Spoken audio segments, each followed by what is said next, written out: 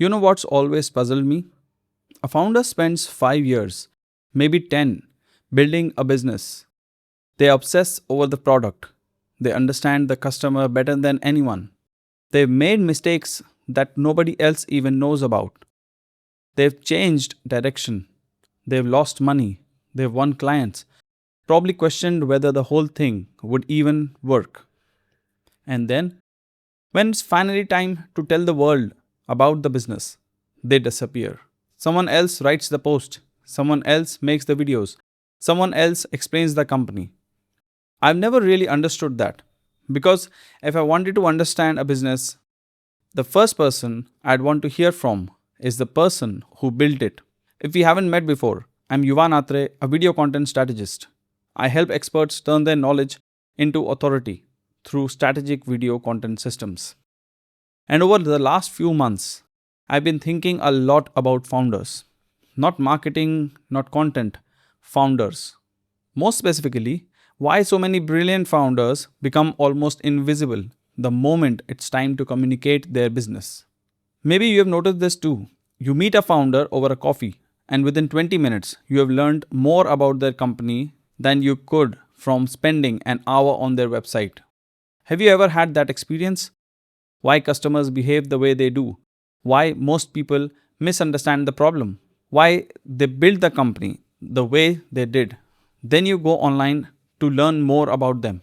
And suddenly, it's like you are looking at a completely different person. Generic website, generic LinkedIn, generic marketing. Almost none of the thinking you just experienced is there. And every time that happens, I ask myself the same question: where did that person go? Think about what happens over the life of a business. A founder speaks to hundreds of customers, sometimes thousands. They hear the same objections again and again and again. They discover patterns. They learn which assumptions are wrong. They find better ways of explaining things. That keeps happening for years. Now, here's the question: where does all of that thinking go? Seriously, where does it go? Because most of it never leaves the founder's head. It stays inside meetings, inside sales calls, inside workshops, inside notebooks, inside WhatsApp chats, inside conversations that nobody else ever hears. That's a huge loss. Not just for the founder, for the market. Because somewhere inside all of those conversations is probably the exact insight that another founder or another customer needed to hear. And maybe this is where we've been looking at content the wrong way. Most founders think content begins when the camera turns on. I don't think it does. I think the camera is one of the last steps. The real content happened years ago. It happened when a customer challenged your assumptions, when a project failed, when you realized your pricing was wrong, when you finally understood why people weren't buying, when one conversation completely changed your perspective. That's where the content was born. The camera simply gives that thinking some place to live. That completely changed how I look at creating videos. Because suddenly, you're not trying to come up with something intelligent to say. You're trying to remember what you have already spent years learning. Then I noticed something else. Whenever founders tell me, I want to create content, the next sentence is almost always, but I'm not good on camera, or I don't know what to speak. I don't know about storytelling. I don't know what to post. I'm not comfortable speaking. And every time I hear that, I wonder if they're looking at the problem the wrong way. Because let's be honest, you have built a business. You already know how to communicate. You have convinced your first customer. You have convinced the people to join your team. You have convinced investors, partners, or suppliers, or maybe even your own family that this business was worth building. None of that happened because you were a content creator. It happened because you understood something deeply and you could help someone else understand it too. So maybe communication isn't what's missing. Maybe something else is. The longer someone spends in an industry, the less valuable the knowledge feels. Not because it has less value, because it has become normal for them. Think about the questions your customers ask. Questions that feel obvious to you now. You have answered them hundreds of times. To you, they are routine. To someone hearing that for the first time, It's clarity. And I think that's the trap. Experience makes your own expertise feel ordinary. But ordinary to you doesn't mean ordinary to everyone else. In fact, it's usually the opposite. The things you have stopped thinking about are often the things other people are desperately in trying to understand. And maybe that's the real reason so many founders struggle to create content. Not because they don't have ideas, because they no longer recognize their own ideas. They've lived with them for so long that they've stopped seeing how valuable they actually are. So then I started asking myself, if founders already have years of experience, years of stories, years of insights, why aren't they sharing them? And I don't think it is because of founders are lazy or because they don't believe in content. I think it's because they've misunderstood what they actually have to do. Most founders think the internet is asking them to become content creators. I don't think it is. I think it is asking them to become visible. Those are completely different things.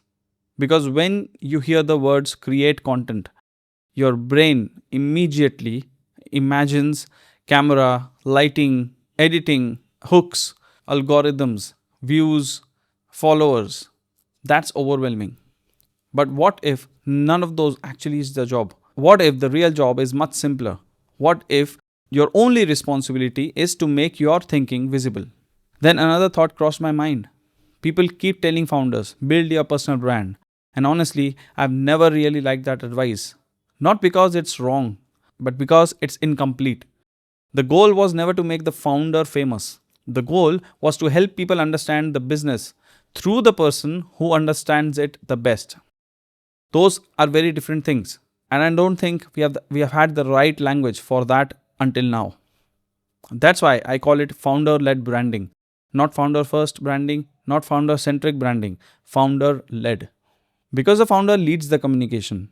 Not necessarily every LinkedIn post, not every reel, not every marketing campaign. The thinking, the perspective, the philosophy. The founder remains the original source, everyone else helps amplify it. That's a much healthier way to build a brand. Because here's the thing, no agency, no matter how talented, can manufacture 10 years of lived experience.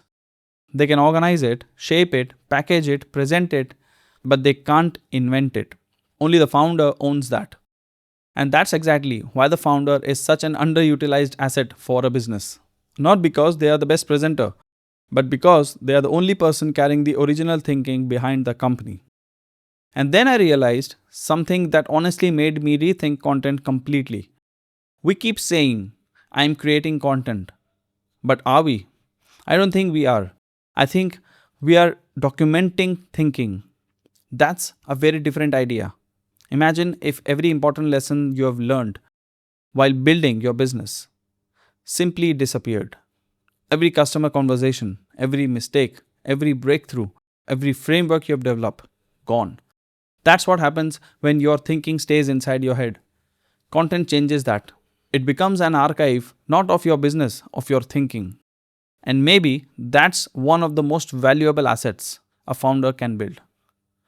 Not because algorithm likes it, because your thinking no longer disappears after every meeting. It compounds. Think about your favorite founders. The reason you feel like you have known them isn't because you have met them. It's because you have spent time watching their thinking. That's what videos do. They don't just transfer information, they transfer perspective. And perspective builds familiarity. Familiarity builds confidence, and confidence eventually becomes trust. Trust wasn't created by a marketing campaign. It was created because you repeatedly experienced how someone thinks. That's a completely different process. Now, at this point, you might be thinking, so should every founder become a full time content creator? No. I actually think that's another misunderstanding because your business still needs your attention. Running a business is already demanding enough. The answer isn't to become another influencer. The answer is to build a system that helps you consistently capture the thinking you're already producing every day. Because here's what interesting is, you're already creating ideas. Every client meeting creates one. Every sales call creates one. Every mistake creates one. Every strategy discussion creates one. The ideas already exist. The system simply makes sure they don't disappear. And that's the part most founders are missing. Not ideas, not expertise, a system. That's exactly why I built Strategy to Screen.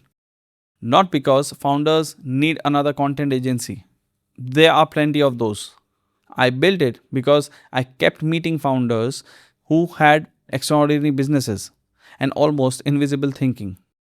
They have spent years building expertise, but almost none of it was actually reaching the market. They didn't need someone to invent ideas for them. They needed someone to help them extract the ideas they already had, structure them, prioritize them, turn them into repeatable content systems. That's a completely different problem, and it requires a completely different approach. So maybe the question was never, should founders build a personal brand? I think that's the wrong question. The better question is, who is best qualified to explain why this business deserves to exist? If the answer is founder, then maybe the founder shouldn't disappear from the conversation. Maybe they should lead it. Not because they need attention, because the market deserves to hear the thinking of the person that built the business in the first place. If today's conversation made you look at your business a little differently, the next challenge isn't understanding the idea, it's applying to your own business. That's exactly what Strategy to Screen does. It helps founders turn years of experience into a communication system that builds authority naturally. And I'll leave you with one final thought. Every founder builds a business. Very few build a record of thinking that created it. Years from now, people might admire your product, but they'll trust your business because they understand the person behind it. That's what founder led branding really is. Not making the founder bigger than the business, but making the business easier to understand through the founder. Because in the end, people don't just remember great companies, they remember the ideas those companies stood for. And every one of those ideas started in mind of a founder. If this conversation gave you a different way of looking at your business, I'd love to have you back next week. Because this channel isn't really about content. It's about exploring how trust, authority, and communication shape great businesses. If that sounds interesting, I'll see you next week.